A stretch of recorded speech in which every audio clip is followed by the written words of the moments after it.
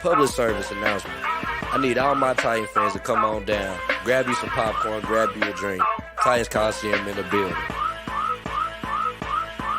Yeah, not, boy, I'm in the game. Still ballin' out, never change. I be rapping my hometown for the whole city, really knew my name. Boss talk, I don't do favors. Yeah, we signing deals with the top players. We just started this lifestyle. We be having all kind of haters. I'm a madman, they better come get me. Wanna box me in, but I'm too shifty. If they come at me sideways, I'ma stiff on me like Derrick Henry. Now listen, we're not the same. EA Sports, boy, I'm in the game. I be rapping my city, dog. Got a Titan logo hanging on the chain. Big money, big moves. New stadium on the way. Nashville, we hold it down. We the one team that you don't wanna play. They be trying to talk down on us. I just laugh at them and I walk away. I don't tolerate disrespect. Might shoot a fade, Penny Hardaway. Big money, big moves. New stadium on the way. Nashville, we hold it down. We the one team that you don't wanna play. We be putting in the hard work, so we coming in with all kind of skill. I be living in the end zone. My finger roll like Tannehill. What's poppin'?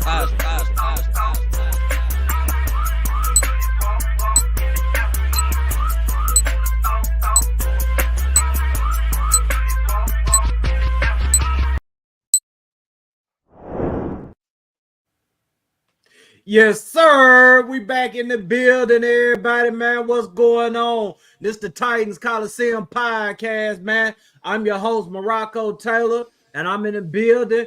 Hey, we all back now, man. All three of us back again, man. 5 Stone, how you feeling? Man, I'm still feeling better. I mean, I'm not 100% yet, but I'm feeling better. I'm glad to be back on the show. Glad y'all held it down for me. I wish I could be feeling better after a Sunday game, even more so with a win, but hey, it is what it is, man. I'm glad y'all held it down for me. Yo, RJ, what's poppin'? What's poppin', man? Hey, man, I ain't feeling too good about that L, man. I ain't feeling too good, dog. Nah, I ain't feeling too good at all, bro. I just gonna keep it 100, man. Like, it just wasn't a good look, bro. Especially we had the Oiler uniforms on. I was there. I had my Oiler stuff on, bro. And for us to come out of there with an L, nah, bro. Nah, bro. We supposed to win that one. Yo, Corey, Matthew, Demetrius, what's poppin', man? Thank y'all for joining us tonight. And let me go ahead and introduce our very special guest for the night, man. Most of y'all already know him because, I mean, he's one of the most ride or die, passionate, just all around great dudes, man. He out here saving lives and, he just doing so dadgum much, man. And I got a lot of respect for this dude, man. Y'all give it up for Dr. Justin Turner in the building, man. Doc, what's happening with you? Yes, sir. What's up? What's happening, man? Listen, I'm so excited to be here on the Titans Coliseum Podcast with RJ, got Firestone, and the one and only Marako, man. Listen, I want to first just say I'm so proud of y'all. I mean, it's really dope, man, what y'all doing, man. I mean, every company that has made the Forbes list and all that, it all starts with a dream and all starts with an idea. And y'all are making it happen, man. So, man, thank y'all so much for just allowing me to come and just share the space with y'all to be able to talk Titans and hopefully, do something fun. Man, thank you, Doc. Thank you. Hey, I'm gonna give. Go ahead, RJ. I'm gonna give out a shout out to one of the guys in the comment section. This guy right here, Matthew, man. Hey, he's the one that created that intro track, man. So dude, I was back here like. Yeah, I was the one that's rapping, but he was the engineer. So if you didn't know that, make sure y'all give him a round of applause. He engineered the hell out of that song, bro. So dope stuff, Matthew. That's what's up. Round of applause. Yo, Ronnie, what's going on with you, bro? Patricia, what's going on with you, sis? Julie, what's going on with you, sis? Thank y'all for watching the Titans Coliseum Podcast tonight. Make sure you like, share, subscribe, tell a friend about us. The whole 9, you already know. But Doc, man, tell the people about yourself, man, because you do some great shit for us, man. You really be holding it down, man. Yes, sir. Well, listen, to those who aren't familiar with me, my name is Justin Turner. Like Marako said, I am a physician. I'm from Mississippi, and just quick story about how I became a Titan fan. So one of the greatest Titans that has made the Titans who they are and put us on the map. That was Steve McNair. Shout out, Ronnie. What's up, man? So Steve McNair was the quarterback at Alcorn State, which is in Mississippi. Those who not from Mississippi, sometimes they hear it pronounced as Alcorn. But Steve McNair, before he threw the ball to Wycheck, before he threw it to Kevin Dyson, he used to throw it to me. Now we weren't teammates at Alcorn, but my dad or my stepdad was a state trooper, and he used to take Alcorn, the football team, to all their games. So the children of the coaches, myself and other kids, we would all be out there. And Steve, y'all know Steve as the warrior on the field, but like off the field, man, Steve was the coolest dude, man. So I don't care how much attention he was getting, he always made time for the kids. So he would be the quarterback on both sides. So we'd be playing on one side, offense, defense, and he was always the quarterback. So when Steve was being interviewed for the Heisman Trophy, my dad was the one who drove down to Alcorn, brought him by our house, and prepared to take him, to Jackson when ESPN came down for the interview and all of that. So I was at his wedding, I was at his funeral. So that's how I became a Titan fan. So he was drafted Houston, and kept being a Titan fan. Matter of fact, I went to medical school in Nashville so I can be with Steve and the Titans. So Nashville, love the city, second home. I was there in Meharry between 2004 and 2008. So I finished there after becoming a doctor and came back to Mississippi, and became a season ticket holder, and it's been in love ever since. Jeffrey Simmons, as we all know, Big Jeff, I've been the physician for his camp that he does every summer for the kids, man. Jeff go out his way, man, do a free camp, y'all. Free camp. All these kids, it's like unlimited. So I'm the doctor that makes sure that medically everybody's straight. So his first camp was during COVID. So it was really, really critical. So we've been doing it, I think, going on 3 years now. So, tighten up, tighten down all the way. I'm excited. Titans for life, ride or die, hard times, good times. Last week, biggest comeback in history. And then last Sunday, you already know life is a Titans, man. Man, it hits us hard, man. Yeah, boy. That one hit me into that took our pride away, bro. I ain't gonna lie. I hated they had to end our season like that. I mean, our season was kind of already over with, but they really just put the nail in the coffin, bro. That official stamp on it, bro. Yeah, bro. Yeah. Come from Doc, that team in those uniforms. No, we go ahead. But yeah, Doc, let me ask you this right here. Let me get your thoughts on how you felt after the Miami game versus how you feel right now after one of the most embarrassing losses in the Mike Vrabel era. Yeah, man, I'm truly honored that I'm being the first one to really give my thoughts on it. I appreciate that.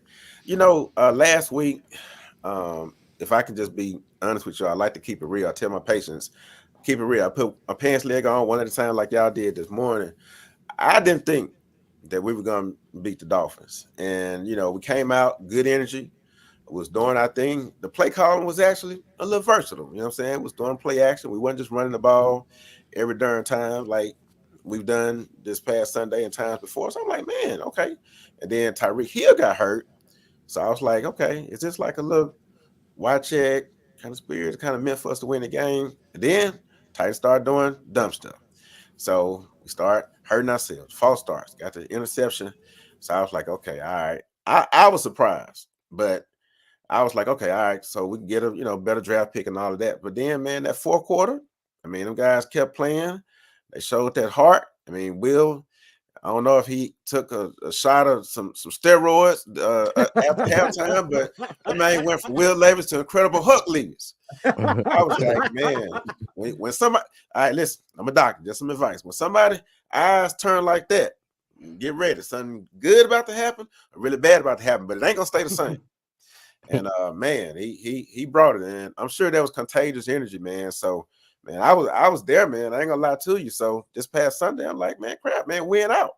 You know what I'm saying? What if?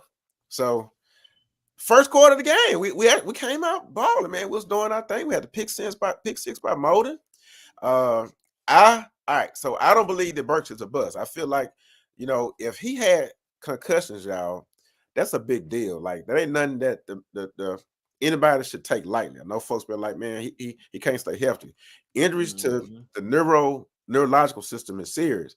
So this past Sunday, I'm like, okay, man, I hope they target him. And they did. They targeted him, and man, he was doing this thing. I'm like, man, let's go. And then it seemed like, to me, and I get it, because Will and Hopkins got their chemistry, and just started forcing it, man. And it just went down here, and then it kept run plays on first down, man. I think D'Amico Ryans, I think we should give credit to the Texans, like their game plan. Titans may win, but it ain't gonna be because Henry keep running over us. I think the last 5 games against the Texans, Henry's been averaging over 100+ yards, right? Oh, So yeah, it was like, nah, not there. Anybody else can do it, and we kept forcing the doggone thing. So yeah, that was rough, man. Up down. And it's kind of the theme of the season, just inconsistency. Yeah, and that was the vibe throughout the stadium yesterday, man. I know y'all done seen where people been talking about, Henry getting booed yesterday, and that wasn't the case. I mean, all throughout that game, while they was out there trying to force Henry, while they was running him into a brick wall, everybody in the crowd was just saying, throw the ball. Like, ain't nothing wrong with throwing the ball. Quit forcing Henry. Throw the football. And Tajay Spears, he got those boos too. So it definitely wasn't directed towards Henry. I mean, all of that right there was directed towards the coaching staff. And that's pretty much, why I'm at with things right now. Anything that's going wrong, I'm looking at this coaching staff, man, because yesterday, to me, that just looked like, coaching malpractice. You got the top tier, probably number 1, number 2, whatever number they is, pass rush defense, and a middle of the road or bottom tier, pass defense or whatnot. And y'all choosing to just keep on pounding the ball just because you think that's your identity. Right now, you really don't have an identity because teams are shutting down the run now. Derrick Henry had his worst game of his career yesterday because the coaches kept on forcing the run. And I'm not even putting this all on Kelly. I mean, he does deserve some blame, but this is Mike Vrabel's doing. I mean, they out there, executing his plan.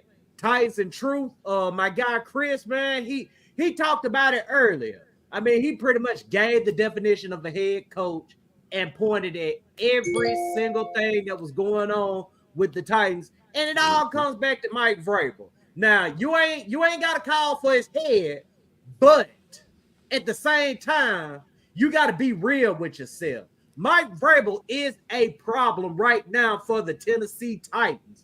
RJ, I'm gonna let you talk about it for a second. Well, I was probably gonna say some of this for the Mia Firestone debate, but man, I'm sorry, bro. That I get it. You know what I'm saying? I get it. You know what I'm saying? That game plan that we had was absolutely terrible. And I'm right now, I'm not even gonna get on Vrabel. I'm gonna get on Tim Kelly for right now. We're gonna get on Vrabel later. And I'm gonna get on Tim Kelly right now, bro. It was clear and obvious. I was at the game, man. The energy was dying because you kept running the ball on first down. The energy was dying because you were throwing it in the backfield to Derrick Henry. And we know that's not his strong suit. In my opinion, it's time. You got to adjust, man. You got to adjust. It's simple as that. I get it. We're identity of running the football. We've been running the football since I've been watching the Tennessee Titans.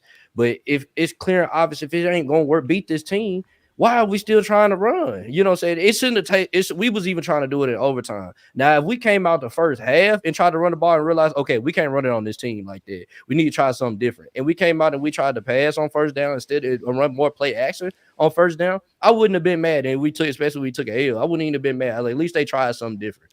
You know what I'm saying? It just seemed like they did not adjust. They kept running trying to run the same game plan against the Texans. The Texans were stopping it. And it fortunately, sooner or later, it made us take an L. You know what I'm saying? We let them come all the way back. Our offense kept stalling. They came all the way back, and they won the game.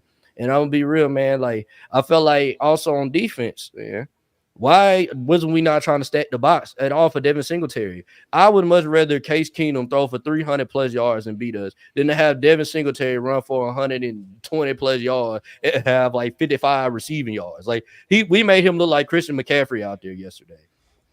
No, I was tired of it, man. It was a fun game at first, but then as the game kept progressing, it was like, what are we doing? You know what I'm saying? It's just like, what are we doing? I'm over here talking to people in the stands. I'm like, this is terrible. Like, it's like I don't even want to see the offense come back out there. It's just like the punter having a hell of a day because we keep punting the ball. But hey, it is what it is, man. We'll take the L, man. Let's go ahead and get to this offseason, man. I don't think Will Levis should play anymore. So Okay, yo, shout out to Steven, shout out to D9. D9, we've been missing you, brother. We talking your talk today.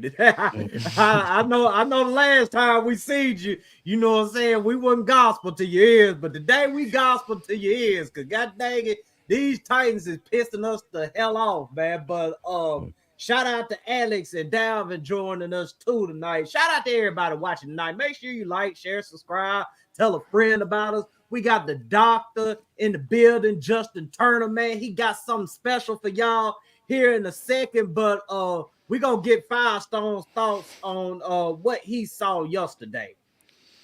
But and it's going to lead into our topic later when we get into our deeper discussion too. But it's I think Titans fans are just too emotional right now just to understand. I get we don't want to run the ball, but let's look at the tea leaves of what happened yesterday. Did Will Levis not get hurt yesterday because we couldn't block and protect? That's why we're running. It ain't because we're running because we want to run and that's the identity. No, we're running because we can't even protect the QB, the young QB we have. We can't even open up run lanes for the best running back in the league. So you want them to keep the young guy, our rookie QB, in the back, constantly taking shots, constantly being in threat of getting injured, constantly being hurt, constantly ending his career before he gets a chance to? Or would you rather run a 6'3", 250-pound guy into a brick wall and just say, stand him up? Sometimes you just got to understand that we don't have the talent. And that's something I've been preaching for a long time. We don't have the talent. That's why that Miami win was so impressive by Vrabel. Because if he can get them to just pull together in those moments, to coach them and get them to show up, Vrabel is a damn good coach. But what do we say about good players in the NFL? You got to show up consistently. It's easy to show up for a game or two and play good. And that's what we have. We have a bunch of fillers in the roster that are actually practice squad players at best, coming out trying to perform on the field, but they're not being consistent. We got players dropping picks. We got players that can't stand in front of players and block and open up run lanes for one of the best running backs in the league. We got wide receivers not getting open in separation, even though we're designing routes. We got quarterbacks making bad throws that's underthrowing throws when people are open deep, or missing Traylon Burks when he's running downfield throwing a pick to D-Hop. This is shit that is players doing. There ain't one coaching call yesterday I saw that was like so atrocious that I'm like, this is all Mike Vrabel's fault. All I kept seeing was, God damn, J-Rob put together a fucking mess for us to have on the damn field. Constantly, time and time again, players not executing. Plays were there to be made. Players didn't make the fucking plays. So, yeah, I was aggravating to see us keep running towards the end, and you would want us to, but we can't throw. We can't protect our young QB. Why are we going to keep sitting them out there for the fire for him to constantly get hit and eventually get hurt? Now we're talking about he's having a high ankle sprain. He might be done for the rest of the season. Now we're bringing back in Tannehill. So, like, that, there's I know the run ain't pretty, but you got to be honest with yourself at the end of the day. What's the coach's overall job at the end of the day? Yes, to win games, but it's also to keep his players safe and not put them in harm's way. And dropping back Will Levis constantly is going to put him in harm's way. The past 3-4 games, we've thrown over 30 times in a game. We're not just a run identity. When Vrabel has somebody he believes in to throw the ball, he'll throw the ball. And when we can protect, we'll throw the ball. But we couldn't protect, and we didn't want to put young Will Levis in harm's way. Bro, we've been throwing 30 times a game. We've never been throwing that much. Okay, so, RJ, something I thought about, while you was speaking your piece or whatnot, but defensively, why in the fuck should we dedicate people in the damn box to Devin fucking Singletary? See, this is the thing that pisses me off with this damn team. They always letting some bomb get off on them. First is fucking Zach Mouse. Now it's fucking Devin Singletary. Who is it gonna be this Sunday coming up? One of the motherfucker Walker or whatever the fuck his name is from the Seahawks? Is he gonna go out there and look like fucking Marshawn Lynch in the playoffs against the Saints? I mean, come on. I mean, all of this shit is fucking coaching, bro. I mean, we got a personnel problem on offense, most definitely. We need at the very least, we need 3 new offensive linemen. We could use some faster receivers, most definitely. And Leonard Firestone, I love you, brother, but you can't talk that Traylon Burke missing shit today. You cannot talk yeah, that I can. today. That still contributes it. If you was out there getting practice reps, Will Levis would be looking at your way, but you ain't out there. No, I don't want to hear that. No excuses for him. Bro, if you ain't in practice and I don't see you, I'm not gonna look your way. Downfield for touchdown. Why the hell did he see Burke? Because D-Hop's in practices, not missing practices. Because D-Hop's there. The best ability is availability, and Traylon is not available. Traylon is not in practices. Traylon is not in games. So guess who I'm not looking for? The guy that's never fucking here. The guy that's always on the injury report. How you would throw yourself up out of a football game. You got it. Objective. When you out there playing quarterback, you got to read that whole field. You cannot just sit up there and stare down one motherfucker because that one motherfucker has been available. No, that ain't how it works. You have to read the field. You have to read every single thing that's going on there. Keep in mind, Will Levis is a rookie. I was about to say. Yeah, he's a rookie. I would say it up to a rookie mistake. Yeah, but at the same time, Traylon Burke showed up yesterday. So you can't point it when you defending the coaching staff. You can't point at Traylon Burks yesterday. Traylon Burks made himself available. When they dialed up plays for him, he caught the football. And honest to God, truth, how Houston was looking up out there, hell, Traylon probably could have went off for over 100 yesterday. We just don't know because they too damn busy running into a brick wall because they want to establish their identity. They want to be the big bad bully, the big bad Tennessee Titans that always got to run the motherfucking football and shit. Is that it? Yes, it is that. Is that it, or is it also that Will Levis is underthrowing throws all game, under pressure all game, and we got D-Hop pointing to a wide open Traylon down the field, yet he still throws it to D-Hop? Like, come on, let's remove emotions real quick and let's be like logical here as a coaching staff. If I got a player underthrowing passes that has a wide receiver pointing to an open man downfield, he's clearly not making the right reads. Clearly we can't protect him. Clearly this pressure is getting on him. And the Traylon thing's like, okay, cool. Traylon showed up yesterday. I'm rooting for Traylon, but I've been saying this for a long time. If you're not available, if you're constantly injured, if you're not in practice getting reps with your QB, guess who your QB don't think about when you're on the field because you're not there anyway. So yeah, it's a little bit to his fault that he has to get on the field. Will Levis has been playing how many games so far? How many of those games Traylon Burks has been in? What, one? And it wasn't even a full game. So, like, they got to get chemistry. Chemistry between a wide receiver and a quarterback is very, very important, especially a rookie one. But we also got to remember that Will Levis is a rookie. Titans ain't just running out here because they want to run and be this mentality. We saw creativity. We saw flea flickers and jet sweeps and double passes and all the shit that they're trying to do and incorporate. But the offensive line just won't let us. It's bad up there. And why do we got to load the box for the running back? Because we have no Jeffrey Simmons. We have no Tierra Tart. Who the fuck is in the middle right now that's going to stop a damn run? Nobody. So you do need to load the box to understand that your main run stopper is not in the game. Oh, and this backup is not in the game. So what are you going to do? You can't just sit there and act like it's a full healthy Tennessee Titans roster out there when we don't have our best run stopper out on the field, and they knew it and took advantage of it. But I'm gonna hold on. Let me get this one, bro, because I'm about to go ahead and put this in a pack, bro. I'm sorry, bro. We can't have this personnel discussion, dog, because the Houston Texans was missing C.J. Stroud. They was missing their top 2 receivers. They was missing Will Anderson. They was missing all their linebackers, bro. They was missing damn near half their freaking team, and they came to Nashville and beat us in our Oilers uniforms, bro. Like, I'm sorry.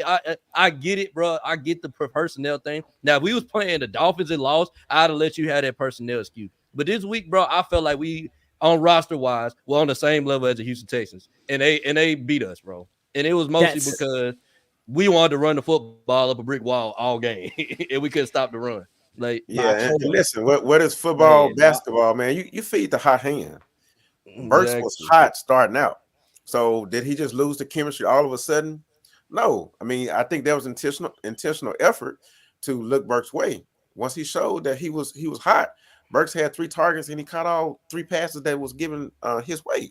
So why not continue to look for the hot man? There's a certain amount of adrenaline. And you don't got to be a doctor to know this. Once you get that adrenaline and your catecholamines going, man, you feed that. You feed that until you get your heat check. And they stopped doing it with Burks.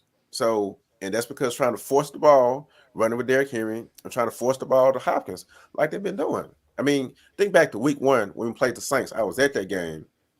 What did Tannehill do? He was forcing the ball to Hopkins, man, throwing the double coverage, triple coverage. We went back to that same stuff, man. Burks, did Burks even get a target the second half? I don't think they dialed nothing else up to him. I mean, if they dialed up anything, it was something like a jet sweep, something like that. I don't freaking know. But all I know is they kept on running into a fucking brick wall instead of trying to get the ball to the hot receiver. And then another thing though, anytime they did play action, there was more protection. So instead of just forcing the ball as far as first down runs, you do your play action on first down. And then here's the other thing. So Derrick Henry is your power straight downhill runner, right? But Tyjae Spears is elusive. You can run the ball with Tyjae Spears. He didn't have that many carries this past Sunday. He actually led the team in rushing. He had 9 carries for 30 yards. You know that, right? Yeah. Like that's another adjustment they could have made. They wasn't adjusting, bro. And that's what pissed me off about this game. They did not adjust, bro. Like I get, like I said, first off, I get where you're coming from. The players could have played better, but at the same time, it's the coach's fault, bro, because they have to put these players in position for them to win. And it's like if you just run the football up the middle, bro, and they know you're gonna run it, and you can literally see it, bro. They sending safeties, they sending corners, they sending linebackers on first down. They know we running the ball. They know we running the ball. Like, but bro, play action, go deep on them. Like, we was almost like we keep saying, oh, we kept running, but we was damn near balanced. It was 33 rushes to 26 passes, bro. That's not too one-sided heavy, neither. Like, I get it. Like, I think we get focused so much on the run because they did nothing that's what everybody remembers. And when everybody's like, okay, yeah, C.J. Stroud wasn't out, Will Anderson wasn't out. Titans fans ain't about to like what I'm about to say either. But we need to swallow a pill and have a reality check. Our roster ain't as fucking good as we think it is. Some people's backups is better than some of our damn starters. That damn Texans secondary is still better than some of our damn starting. That's the fucking facts here. So we're like, oh, well, our starters couldn't beat them. No shit, because we have a bunch of starters that are practice squad at best. Not second string, not third string. We have a piss poor roster when it comes to being depth. We don't have it. We just don't. And that's why teams like this can come in and then play tough, play our style of football, stop Derrick Henry, and go hit us. Like, to DeMeco Ryans, good game plan, bro. Attack the fucking line. You know that's been the weakness. Why ain't everybody else been doing this shit, bro? It's that game plan. But listen, if it was 33 runs and 26 passes, keep in mind that there was a whole lot more passes towards the end of the game because we was trying to play catch up. So if you look at the first half, what's the breakdown on the runs and passes for the first half? Let me try to find that. And if if Jaden Duncan is getting all those pressures over there, those are screens over that way. Slow down that rush. Slow down that heat. I mean, there was a lot of adjustments they could have made, and I just felt like they didn't make it, bro. And that's where I'm coming back to. I keep coming back to this coach point, like, but the offensive coordinator wasn't adjusting, bro. And you know what I'm saying? I just that shit worries me moving forward when we do get the talent. When we get the talent to be better than all these other teams that we're playing, are we gonna adjust when it matters, bro? Yeah, and it's games like this that show me if they show me that they're not ready for the big time, bro. They're not ready for the big game. They're not ready for when everybody in the world is watching us play. And we have a game like we do against the Bengals or we have against the Ravens in the playoffs. You know what I'm saying? Where we don't adjust at all. You know what I'm saying? Like, we keep trying to throw the ball with Tannehill. Clear as day, he keep throwing interceptions, but we're going to keep throwing it. And then we play the Ravens. We keep running the ball on them, and you know damn well we couldn't run the ball on them today. And we keep running it. You know what I'm saying? Like, they got to stop this, bro. We did the same thing against the Saints. The Saints, it was clear and obvious Ryan Tannehill was not going to beat the Saints, bro. And yet, we still kept trying to throw the ball. Ryan Tannehill throwing interception after interception. Like, you know what I'm saying? What are we doing? You know? But see, that's the thing. That's the thing as Titans fans. We say we run too much. Then when we pass, we're passing too much. We're trying to force the pass too much. We need to get back to like what do we want? Like it seems like when we get one way, then we complain we ain't got the other way. When we got the other way, then we complain we ain't got the other way. It's like what is going on? Because like even then, Because even then too, we was talking about, we need to get rid of Tannehill, and then Malik Willis comes in. Then Willis has that game he had against Miami, and still people still doubting Levis, like we need to go back to Tannehill. It's like the fan base is so decided. It's like a spoiled little brat at times that can't never get happy because it ain't to my T. Well, okay, we tried passing, but it failed. Well, that's why we run sometimes, because the passing game ain't there. Our blocking ain't there. So sometimes Vrabel will come out here to show y'all, all right, y'all want this, let's go try this real quick. And it's gonna fail. Like, we can't do it without this passing game. So that's just what kills me, is that we run too much. Then when we pass, we're forcing to pass, we need to get back to running. Now we're running too much. It's like, what the fuck do you want? What do you want? I want them to be. Oh, go ahead, Marako. I know you said you were going to answer. Yeah, man. Let me go ahead and give Trilogy, William, LeBron, LVG 901, Pinball, Wesley, and everybody, Kentrell, everybody that's watching tonight, man. Shout out to y'all, man. Thank y'all for watching the Titans Coliseum Podcast. Make sure you like, share, subscribe, tell a friend about us, the whole freaking 9. But Firestone, bro, man, you got to hold these coaches accountable at some point, bro. You cannot sit up here and tell me that these coaches didn't do anything wrong yesterday. And y'all said something earlier that I thought about. The Houston Texans and their game plan. I don't think their game plan was initially to come up out here and run the ball on us like they did. They looked like they were going to try to attack our secondary. But I think they seen something on one of those 3rd and longs where they were just trying to run the ball just to get on up out of there and punt it. I think they saw something. And after they saw what they saw right there, guess what they started doing? Just attacking our weakness. They saw a weakness and they just ate our motherfucking asses alive. And it pisses me off so damn much that Tennessee sits up here and has a clear fucking weakness that they're looking at. They watching Traylon Burks just run fucking free around the fucking field after he done a goddamn thing all season long, and these motherfuckers want to sit up here and run Derrick Henry up against the fucking brick wall. That's my damn problem with these coaches, man. They do not fucking adjust, and that's what the fans are mad about. These coaches do not try to attack weaknesses unless it's fucking running the ball. If the teams if the opposite team gives them, the run or whatever, they gonna run to the cows come home. But goddamn it, let them give them a weakness in the secondary. Guess what they finna do? Oh, we gonna line Derrick Henry up. We'll work a little play action up in there to keep them honest on the run.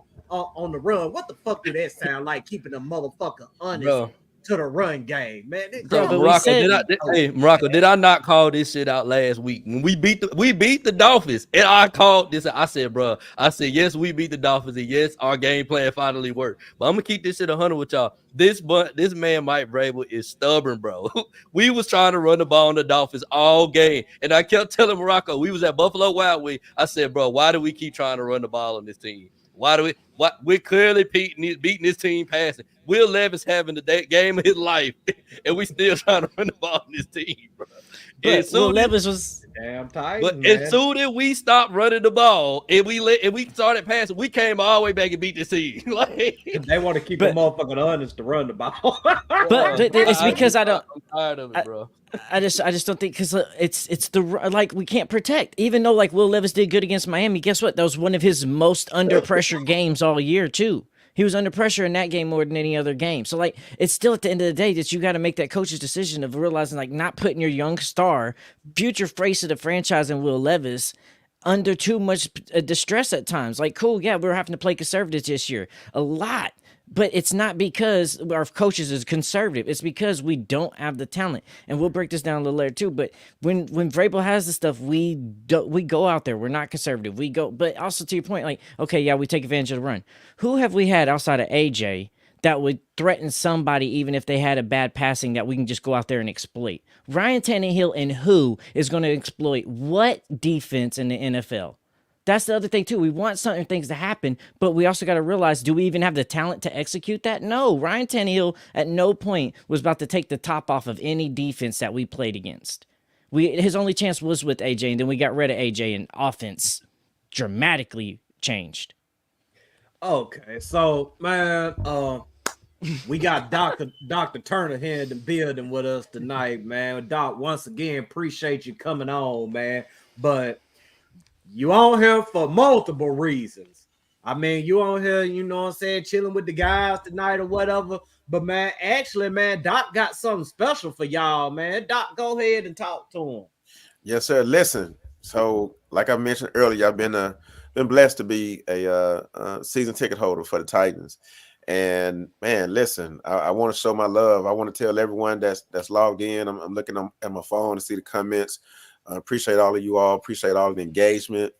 You know, I want to bless someone with a pair of tickets. And I talked to Marako, and I wanted to do it through Marako. Appreciate him and man getting us hyped. You know what I'm saying? Before every game. I remember the first video, man. I'm like, man, this guy's bringing the energy, man. He needs to be out there, man, hyping the team up. You know what I'm saying? I'm like, man, this dude is doing this and for free, volunteering his time. So I wanted to give back by blessing you all with a couple tickets. And these ain't just regular tickets, y'all. These are home side, 40-yard line seats, row AA. It's like row 26. Good seats. Get there early, get down there at the lower level, get a chance to mingle with the players, you know, see to talk with the coaching staff, and you can give Vrabel a piece of your mind if you want to, you know. But go down there and do y'all thing. So 2 tickets that I want to give away, however y'all want to do it, and I just want to make that blessing. So that'll be for this upcoming game on Sunday, which should be a good one. So you know, we don't know who's gonna be starting at quarterback. But regardless, I think it'll be fun because look, they don't got nothing to lose, man. When they decided to go for it on 4th down, I don't know what y'all was thinking. I like that. I ain't gonna lie. They about to just call them off sides. I think they was like on the 20-some yard line.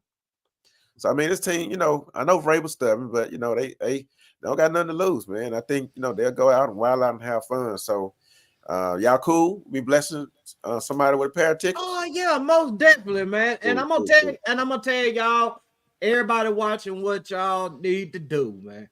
Y'all asses need to sign up for our mailing list. Y'all need to take y'all asses to www.titanscoliseum.com and sign up to this mailing list so that y'all don't miss a show, so that y'all can catch my articles that I'm back right, and I'm gonna be dropping something tomorrow. So be on the lookout for that right there. And any breaking news that comes up, man, we gonna have it all on the TitansColiseum.com. Y'all make sure y'all sign up to that mailing list, and we're gonna pick out a winner by Friday. By Friday, we're gonna have us a winner, or do we need to, you know, make it a little bit sooner? Do we need to make it Thursday just to give people more time to, you know what I'm saying, make accommodations and all that good stuff? We can do it. We can do it Thursday. Let's go Thursday. We can do it Thursday, man. We gonna pick out a winner Thursday. We're gonna get in contact with you and all that good stuff. But you got to sign up to this mailing list. We gonna open it up to the people watching tonight as well. But if you sign up to this mailing list right here, you're going to get top priority to win these tickets too, man. So, hey, TitansColiseum.com, man. Sign up to that mailing list. Hey, get these tickets, man. And, Doc, anything else you want to say before you get back to your family, man? Yeah, listen, cause I got an 8-month-old down there now, and that's why my sinus is acting up. I ain't sleeping. But yeah, so tickets are being sponsored by my wife's boutique. I'm upstairs now, and this is her shop. So you see the boxes in the back. So my wife got an online boutique called She Is. So I know it's probably a lot of guys on here, but I see Patricia on here. And fellas, if you still need to try to get a Christmas gift for your ladies, my wife got, you know, shirts, she got earrings, all that good stuff. The website is www.sheis3125.com. Sophisticated, so you don't want your woman looking like everybody else. So really unique, sophisticated, stylish clothing. And if anything, you know, go follow the page. You don't even gotta buy anything. But on behalf of She Is 3125, we want to bless you with these tickets. And I don't think this will be the last time we do a giveaway. So we'd love to come back if that's okay with you all. Yeah, most definitely, man. You RJ, one day Marako, good energy. I love the Titans, and like I said, you know, from Jeffrey Simmons, you know, representing the day. tighten up. You know what I'm saying? I think I got the signature on the back. You know what I'm saying? Yes, sir. Yes, sir. Yes, sir. Official signature. Tighten all day, man. So y'all keep doing y'all thing, man. I'm proud of y'all, and need to get up to Nashville and kick it with y'all. Yeah, most definitely, dog. You gotta holler at us as soon as you come up here, man. We're gonna have Firestone with us at some point next year, man. So hey, we all gonna be in the same city. So you definitely gotta come and link up with us, bro. Yeah, let's get I promise you, we don't be here yelling at each other. It's just for entertainment purposes. Yeah, this for entertainment. It's just because, man, we've been going back and forth with Firestone about this for so long. I've been the Tannehill defender, and now I'm the Mike Vrabel defender. I've just been bouncing back and forth now. So who gonna be quarterback this Sunday? I think it's gonna be it's gonna be Tannehill. It ain't about to be Malik, bro. They're going to keep Malik backing up. I'm sorry. If anything, they might see if a possibility, and this is a far stretch, but if anything, Tannehill goes out there and kind of performs maybe better than Will or as good as Will, so then you might linger the possibility of re-signing him next year just for as a trade option, or, you know what I'm saying, because Will Levis is hurt, whatever, you might need a backup, you play with that, but just in case you don't want to let Tannehill go without getting value from him. That would be the other only instance I would think of. Otherwise, you just let Tannehill walk, then you go find a good, better backup for Willis. But I think it's Willis moving forward. So as a physician, high ankle sprains are different from low ankle sprains. And, I highly doubt if Levis plays this Sunday. We're gonna have the same offensive line that's gonna be out there. I mean, it's risky, right? I think you got to see what you got in Malik. I mean, I know that's gonna upset a lot of fans because I don't put Malik out there, but you need to see if he's even good enough to be a backup quarterback. He's still under contract, so why not play Malik? True. See if he'll make a good backup, because this next offseason we got the highest amount as far as salary cap. So do you need to invest? $84 million to be you need to invest in the backup quarterback for next year, or do you keep what you got on your roster? I mean, Tannehill, he's not going to make the same amount next year, but my thought process is why even try to extend him for a year just for a backup. Yeah. Nah, work with your young guy. Tannehill, we appreciate him. Appreciate your guts and all of that, man. But sometimes everything must come to an end, like me on the podcast. But I don't think Will is going to be there Sunday. So just wanted to prepare y'all for that. So let that man ankle, rest up. And I would love to see Malik doing this thing. I had a chance to meet Malik at the Simmons camp, but everybody know he's a cool guy. But let's at least see if he will make a backup quarterback. And if he does, well, cool. If not, cool. You don't got nothing to lose. Go out there, bro. You don't got no pressure on you to try to come and be vying for the starting quarterback. I think he understands that. Go out there and ball out. Do your thing, bro. How we run the ball? Let's get some power plays in there. Let's get some RPO more, you know what I'm saying? And that takes some of the pressure off the online too. So sure. Right. Well, Doc, all right. Y'all got anything else y'all want to say to Doc Firestone, RJ? No, just appreciate you coming through, man. Definitely gonna have to have you on again. Yes, sir. Yes, sir. You always all right, Doc. Well, you take care, man. Yes, sir. All right. Y'all take care, man. All right. Tighten up. Yes, sir. Yes, sir. Appreciate the Doc coming through, man. And hey, the Doc gonna most definitely be back on the show, man. As he told y'all, man, he don't expect Will Levis to play in this next game. I don't think he should. I mean, people been talking about it the last few weeks, shutting Levis down because they scared that he's gonna get hurt behind his old line, and that is a thing now. I mean, he's hurt because it's offensive line, but at the same time, too, I mean, I don't agree with the whole, keep him out because, we need to prevent this from happening. No, that ain't how you go about handling a rookie quarterback. He's got to be out there, in the middle of it all. He needs every single snap, because I mean, what if he gets into this situation again in his career? He's not gonna know how to handle that. So I mean, he's got to stay in there, take his lumps. But we're in a situation right now, so I mean, you're not gonna do anything but make things worse, trying to force him to play these next 3 games coming up. So I'm looking at the younger guy. We already know what Tannehill has to offer. He's pretty much a statue behind that offensive line. He can't move around. He can't evade anything. If he can't get the ball off in them 0.5 seconds that he has behind this trash ass offensive line, I mean, he's gonna get sacked. Malik at least gives you a fighting chance to, extend a little something. But Malik's thing is he's got to get better situationally, and he's got to be decisive. I mean, he don't got any pressure on him. Hell, you already got a foot out the door. Shit, go out there and do like every other backup do. Throw that ball around the yard, man. But, hey, fellas, y'all ready for court? Oh, yeah, man. Court is in session, man. Yeah, man. See, I wish I had me sound now. Nah, we need that night court intro, man. Hey, something. I need a court sound. I gotta get one. What other something that won't get us copyrighted. Something, yeah. Right. Yeah, it's gonna be a good debate. It's gonna be a good debate, Yeah, man. We finna hold court up in here, man. This is Titans Coliseum Podcast, man. Appreciate everybody out there watching, man. Y'all make sure y'all like, share, subscribe, tell a friend about us, all that good stuff, man. Hey, this the Titans Coliseum Court, man. We got something to discuss here, man, because Mike Vrabel, I mean, he ain't everybody's friend right now. Some people are defending him like he's a family member, and some people are out for him like he's a real op. But we're going to discuss it here tonight.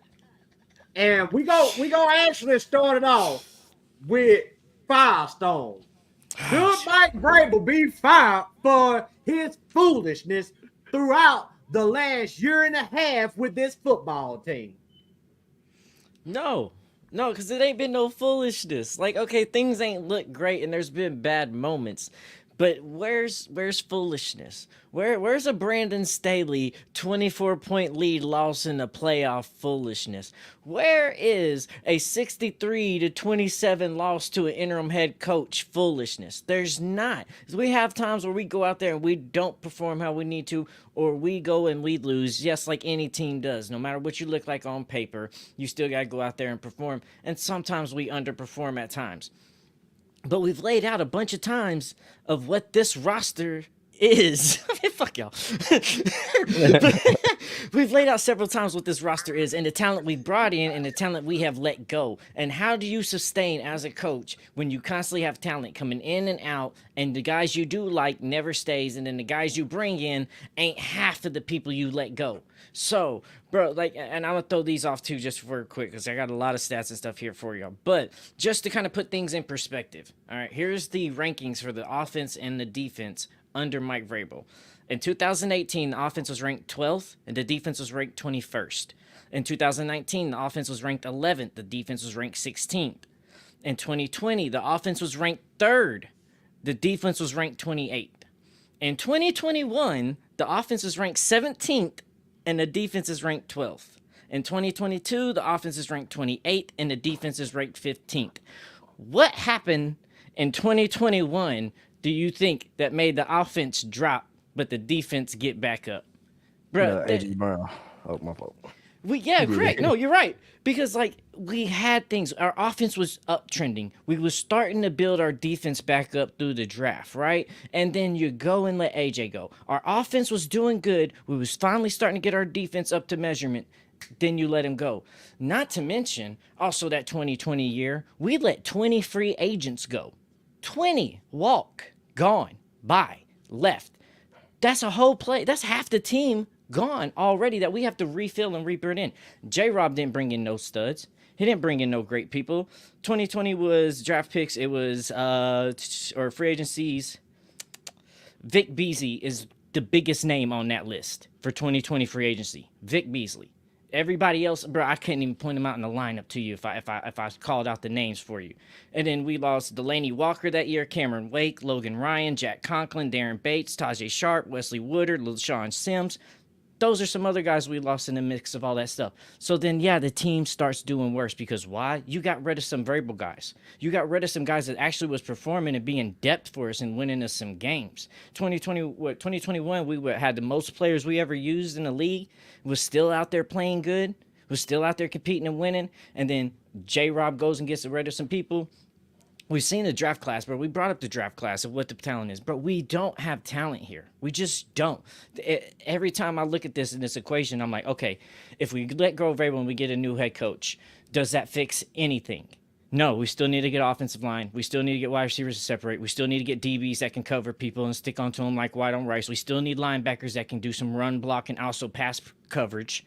Okay, so if we go get a new coach, we still have all these to fix. Okay, well, if we fix the O-line, we get some wide receivers separate, and then we get some defenses that can actually just cover. They ain't even got to be Star Island people, but they can cover. Are we going to – is Vrabel still going to be the problem? No, because we're going to go out there and perform. We just had the stats and the numbers showing that Vrabel can compete and Vrabel can coach and build a team to go out there and be a top 10 team. If you give them the players and stop butchering the fucking roster from underneath them and not letting them have players and consistent players to grow with. How can you develop players if they're in 1 year and gone the next? You can't develop people that way. So we've heard from Mike Vrabel's defense attorney, Leonard Firestone. Now, AKA cousin, apparently. you're right. I'm fully coming back up the joke. You something else too. But yeah, man. We're gonna let the prosecution. We're gonna let the prosecutor RJ Ellison take. Oh, I'm still trying to get it together. Okay. We're gonna let RJ take over right now. This is the unserious court, if y'all didn't know. But I'll start off with this, though. Let me start off with this. First off, I want to say that I think Mike Vrabel is a good head coach. I'm not saying he's not trash. He's not terrible. You know what I'm saying? I think he's a good head coach. And I've seen when he has talent, he can win football games. And like when like what Firestone said that he can get us into the top 10. RJ, on the other hand, is not trying to be top 10. I'm trying to be 1. And I don't feel like I can get that from Mike Vrabel. I just feel like he has peaked as a coach, man. I feel like when we got that number 1 seed, I felt like even if we would have beat the Bengals, I don't know if we would have beat the Kansas City Chiefs the next week, man. I don't know. He was stuck on Tannehill. He's very stubborn. He has shown stubbornness throughout since the beginning of his entire coaching tenure, man. He has shown nothing but stubbornness. He has hired from in-house. He's hired his friends. He's done that. When it comes to offensive coordinator, he just does not want to come from outside of the facility. This man, every single time, bro, loves to run the football even when it doesn't and it's not there. And then he likes to pass the football when they're picking off our quarterback left and right. I don't understand it. Like, you know what I'm saying? I said this earlier. Also, the in-house hires, man. I'm sorry, man. I heard it last year with Todd Downing. All we did was complain about Todd Downing for 2 years, just for him to get fired. And he came out and defended him. He said, "Oh, but the Todd Downing is not really the problem." Blah blah blah. Todd Downing this, Todd Downing that. And I'm like, did you not see these dumb play calls that he had in the game? It's just for him. And we in our offseason, even on this show, we came here and we said multiple times to hire, even you, Firestone, you came out and said multiple times that we need to hire from outside of the facility. We said Eric Bieniemy. We said all these offensive coordinators we went through, all these quarterback coaches we went through, just for him to go and hire inside Tim Kelly. And now we're complaining about Tim Kelly. Like, sooner or later, we're going to have to point at the head man up top, bro, and just say that maybe he's not going to get us to where we're trying to get to. We're trying to win the Super Bowl, and I understand that it's hard. And I understand that even just getting to the Super Bowl is hard. But you got to have the right coach to get there, man. I just don't feel like Mike Vrabel is that. He does not adjust. If he comes, I don't get me wrong, Mike Vrabel is a great game planner. He will game plan the shit out of a team. But when we get in a game, in a team that we're playing against, figures out his game plan, he doesn't know how to change. He does the same thing. He did it, like I said, he was doing the same game plan against the Miami Dolphins. The one time we was actually forced to change our game plan, we won the game. Like, the team has to force him to change the game plan, and I just don't like that. Like, no, he needs to learn that as the game progresses. Okay, maybe I need to change this up, make this adjustment, move this player over here. You know what I'm saying? For instance, Traylon Burks was killing them corners all day, and he didn't throw him the ball. He didn't scheme up anything that was going straight to Traylon Burks, man. And I have a problem with that when we do get the talent, when we do get the wide receivers, when we do get the offensive line to finally block for Will Levis and get people open. I have a problem because he doesn't know how to adjust and tell his quarterback, maybe we need to look at this guy. Maybe we look at that guy. And it's been proven in today's game that defensive-minded head coaches don't win nothing. They don't win nothing in this game anymore, man. This ain't the Bill Belichick days, man. And I know people are going to come and scream at me, John Harbaugh. I get it. John Harbaugh is also good on both sides of the ball. He understands the offense. He's coached the offense before, so he knows the offense side of the ball. But he's a defensive special teams guy too. First, special teams guy as well. So he understands. He's a good CEO. He knows all phases of the game. I don't think Mike Vrabel knows. I don't think Mike Vrabel does. The offensive coordinators he keep hiring, man, it's just showing me that outside of Matt LaFleur, who I thought was a good offensive coordinator, Arthur Smith, who was a good offensive coordinator, he has not picked good offensive coordinators after that. It's like he's trying to not pick guys that are good because he's scared they're going to be a head coach somewhere. After preaching that I want guys to come here so they can become a head coach. Like, what? That don't make any sense. You know what I'm saying? He's going back on what he's saying. Also, okay, go ahead. Let me say this real quick. In 2022 season, tied down his last season, everybody's main complaint was we just run the ball, pass it on 3rd and long, and punt it. And we've seen the same thing through this season too. We just running the football, pass only on 3rd down at times. So it done got to the point where we just run, punt. And you're tied down, and because of that, you brought in Tim Kelly. He's doing the same thing. So, common sense will tell you, it's coming from the head coach because, he's there throughout it all. So, he's the only common denominator through all this. Yeah. No, bro, the common denominator is that we also blew up this offensive line in that time, too. Like, remember, like, I get what you're saying. Look, LeJuan's gone and Vince. Yeah. Let me get to that point next. Okay, so when you talking about the bad players, and I agree with you, this roster's not good. I didn't expect him. Like once I seen what the roster looked like on the field, I didn't expect him to win a lot of football games. And that was right after the Saints game, and I said it was bad. And that's not the reason why I want to fire. I don't want to fire Mike Vrabel because of this season alone. I don't want to. I'm firing. I want to say him gone because I don't believe in what I've seen, even when he had the talent. You get what I'm saying? Yeah, even when he had it, I don't think he was that good. Like I just felt like Derrick Henry was just such a superhuman that it was like what he does works. You get what I'm saying? Like you could just run it on people. We could have ran the ball on anybody that we played, and it was just you can easily when you can run the ball on any team, you can beat anybody. He's not really the adjustments, man. I just not like these adjustments when Derrick Henry is not a superhuman or we can't just run the ball on the team, bro. It showed in this game alone. This game alone just showed me. Then the last game showed me. We could have easily took off on the Dolphins. The Dolphins wasn't doing nothing on offense, bro. And we could have easily took off on this team. Even with this roster that we had, we could have took off on the Dolphins. I feel like we could have had a two-score lead at their house. And I was saying that when I was at the Buffalo Wild Wings, I'm like, we're not throwing the ball enough. Also, when it comes to bad players, Mike Vrabel is okay in these players. I don't want to hear the J-Rob going behind his back to get players and now they on the team. Like, no, J-Rob is coming to him like, hey, I like this player. Maybe we should sign him. He's okay in this. He okayed the A.J. Brown trade. He said it himself. I was okay with trading A.J. Brown. He was mad as hell, but you know what I'm saying? He okayed it. He liked the Dylan Brooks. Not Dylan Brooks, but he liked Dylan.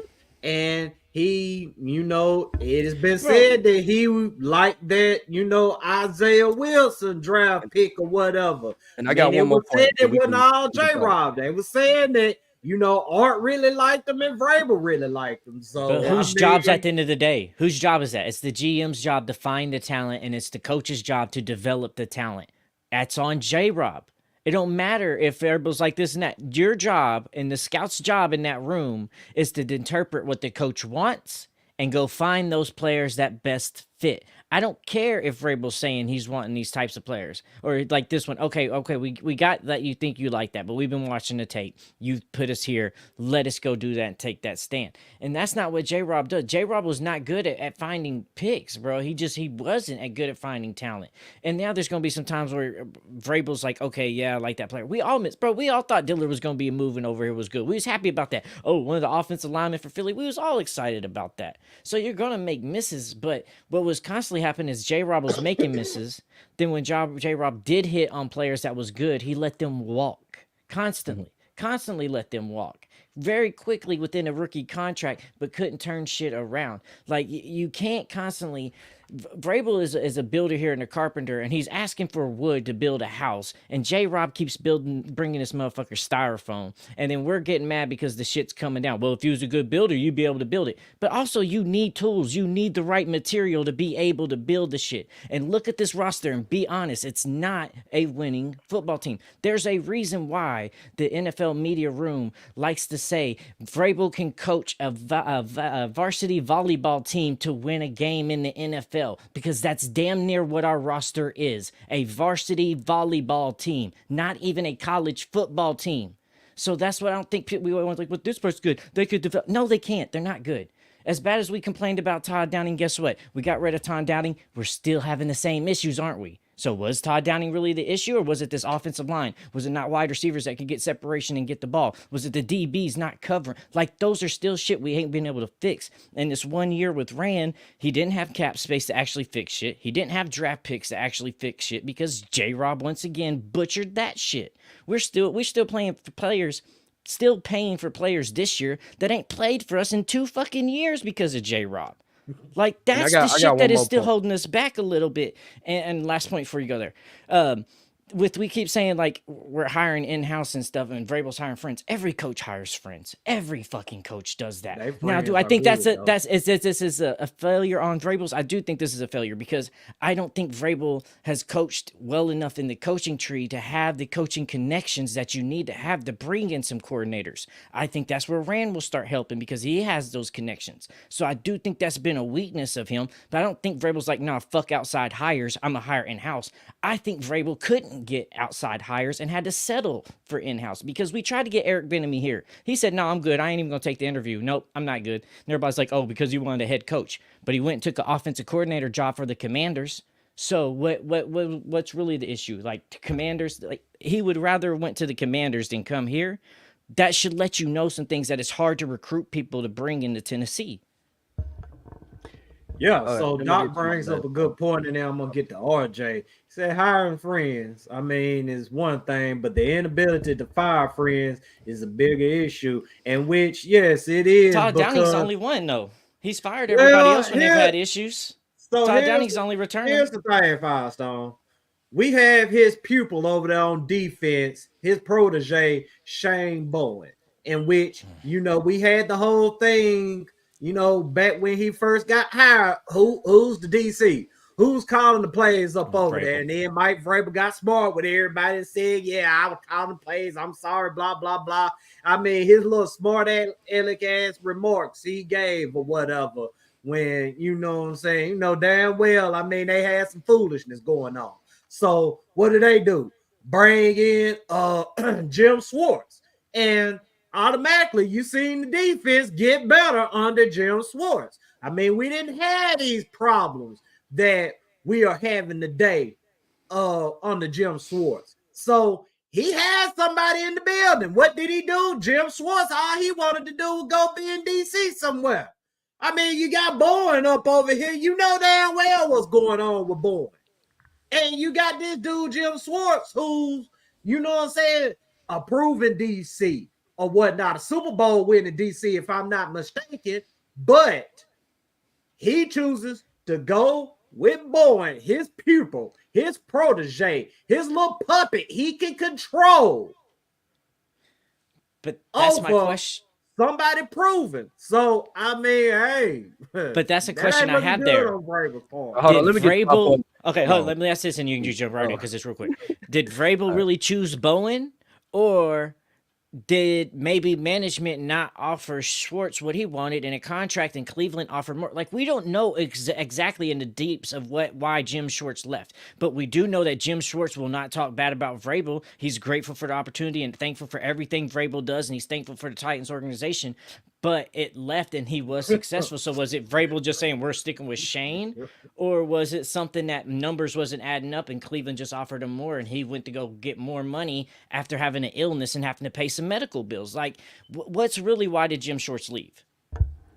Okay, RJ, go ahead. Okay, the next point I was gonna make is, man, I just it's the players that's not buying in to me. It's not spitting right to me, man. And I agree with you in the beginning, Firestone, when you just said the players just ain't good. You know, when it was Jaleel Johnson was saying stuff, when Monty Rice, tweeting stuff. But when I see Tierra Tart, and I know Tierra Tart is a good player. We all know Tierra Tart is a good player. But the fact that he's coming out and saying something, when AJ Brown is coming out and saying something, that's when I knew. You know what I'm saying? That's when I knew. I say, man, that maybe I need to look at my coach and evaluate him a little bit more. But that wasn't AJ's criticism to the GM though, not to Vrabel. He was like, Vrabel was nice to me, telling me like, I want you here, but we're gonna make sure that the best is for you. That most of his things he was talking about was J-Rob and that shit. But he also said, he told Kevin Byard, bro, we're winners here. He said we do stuff differently around here. Yeah, because we're a young organization. That's been a stigma here for a while. Even Taylor Lewan used to yell at fans, say, come to games because even home games feel like away games. Bro, that's a stigma we've been trying to fix for a long time at this franchise. That's why I say it's hard to get some staff sometimes, because that's our stigma. I think and that's not Vrabel, that's the Titans. Bro. He's saying that we have a losing culture, bro. That's what he was saying, and I felt like that's what Arthur Warren Brown was coming from, man. And also, my last point is, I don't like the way Vrabel carries himself when it comes to the media too, man. You know what I'm saying? I don't like the way he carries himself, bro. He too cocky. He too like. It's like, bro, he got to be smart with everybody. There's so much foolishness going on. Yeah, he too smart with that. Like, how am I supposed to get behind that when he's talking to the media like that? How am I supposed to like him as a leader of men when he goes at the media the way he does, man? Yeah, all this stuff started adding up. That's what he said to Ron Davenport. Are you questioning my coaching? Yeah, like it's like you can't question nothing he do. Like everything he do is, but my way is the right way. It is he makes himself feel like he's so much smarter than everybody else, and everybody else is just dumb. Like I just don't. I don't know. No, man. But maybe it's just me. I mean, but let's be honest a little bit here too, okay? All right, the Tennessee media has gotten a little bit better here in the past couple of years, but was media not constantly asking dumbass questions for a long time that was just like didn't even respond to? Like, we used to even have players up there looking at them like, is this really a question right now? Like, is this really what? Like, we are starting to finally change the ways of Tennessee, and I think that's why so many of us fans are starting to expect so much, because we do see the culture finally starting to change from where it comes from. Bro, let's be honest here. This is a franchise that's Vrabel is our 19th head coach. He's only our second head coach with 100 games. Let that sink in. Okay, that's not a franchise where coaches like, yeah, let's go there. That's not a franchise where players, when they do good here, you don't keep and let them retire here and give them another contract when they perform. You let them go. Yeah, players, let's go there. That's not the mentality, and it's going to take years and hard work, and it's going to take somebody that has to stand on, like, this is what we're doing, and this is what we're going to do to take that change. Now, is Vrabel going to be that? I don't know, but it's going to it's going to take somebody that's going to make a stand and say, this is what we're going to be, and it holds people accountable. I just think these past couple of years, we've seen a decrease in Vrabel's accountability holding, because I think he knows that, like, these players, they're not it. And it's kind of almost unfair to go and ask from some of these players what you're asking from when you know that, like, they shouldn't be in that position in the first place. They shouldn't be there. And I think that's where that Vrabel gets a little bad side too, because he's a player and he knows what it's like to be a player and literally go out there and really give it your all, but your all's just not enough and you're just not made for it, bro. What, 3,000 somewhat plus players come into the NFL draft every year? 250 something of them only get picked, so not everybody is made for the NFL. And it seems like we keep picking up practice squad players and sign them to the roster because we can't lure people in. Hopefully Rand will change that. Hopefully Rand will, because that has been a big missing part of Vrabel. So you don't feel like our offense is stuck in 1985, bro? No. Right now, currently, yes. But do we see glimmers of them trying to be creative and do stuff and throw deep and let Will Levis do stuff when Vrabel feels like the players can actually execute? I feel like Vrabel's that coach that's not going to put his players out there to be like, hey, go execute this unless he actually feels like they can go and execute it. We've seen a couple times they do trick plays and double passes and flea flickers and wildcats and they get creative. But right now, bro, the offensive line can't even block for the basics. How the fuck we gonna get creative? Okay, so we gonna wrap this thing up. If it was up to me right now, I'm not gonna lie. I'm throwing Vrabel in an electric chair, bro. You gotta fry. But man, we're gonna see how this thing plays out, man. The Titans got 3 more games coming up, and man, Evaluate roster, man. Honest to God, truth, man. I mean, unless this team just goes out here and just looks god awful or whatnot, I mean, Vrabel's gonna be here next year. But at the same time, though, you gotta understand that this man has done a lot of things to put the Titans in the position that they are in now. His hands definitely aren't clean when it comes to the foolishness that's going on right now. But go ahead and wrap this show up. And shout out to Dr. Justin Turner for coming in here tonight and blessing us with some tickets to the game this Sunday, man. Y'all make sure y'all sign up to the mailing list. Titans Coliseum.com, man. Sign up for our mailing list so that you can get notifications for our live shows. Get all my articles. I'm gonna write. Firestone may be writing some articles. RJ may be writing some articles. You never know, man. But I'm writing an article on this Vrabel thing, bro. So that's gonna be an article coming soon, bro. Because I expect some backlash and I welcome it too. Because I love these debates. Oh, it's a good debate. That's why we had the Titans. We're adding this new little thing, man, to call the Titans courtroom. The Titans man. court. I just feel like anytime we have a disagreement, man, in the group chat, we have a disagreement, man, we got to bring it to the courtroom. Pretty take it to court. Bring it but to yeah, court. man, y'all make sure y'all sign up to that mailing list, man. We're gonna pick a winner for these tickets come Thursday. So if you sign up to the mailing list, you're gonna get priority on that right there. We're gonna open it up to everybody, but sign up for that mailing list so you can get priority. And Firestone, since you were gone last week, you were sick, you were down. We held down for you though, man. We're gonna let you talk your talk about that beard, or man. I need that beard to goddamn hang like yours, man. Yes, sir. This episode is brought to you by LionsDenBeardCollection.com. They got all your luxurious products that you need to grow your beard, keep your beard in healthy shape, and they also got the women's collection now, the Lioness collection with lip gloss and a few other products coming here in the near future. So make sure y'all stay and watch out for that. So go to LionsDenBeardCollection.com, use promo code Colosseum, get 25% off your order, and start stepping your beard game up to the next level. Yes, sir, fellas. It's been a great show tonight, man. Thank y'all for rocking out with us again, man. We're gonna do it again Friday, man. We're gonna give you this Titans Seahawks preview. I mean, hopefully for the people that go up out there to the game, I mean the Titans, they'll give you a better game this coming Sunday, man. I mean, shoot, we need a better game. We can't be letting Derrick Henry go out. You know what I'm saying? Bro, that's what we got to talk about Friday. 9 yards or whatever it was. I mean, we just can't do that, man. We got to redeem ourselves. But hey, y'all, it's been real. Hey, y'all toss me these keys, man. We finna ride out, man. Tighten the fuck up. Let's go.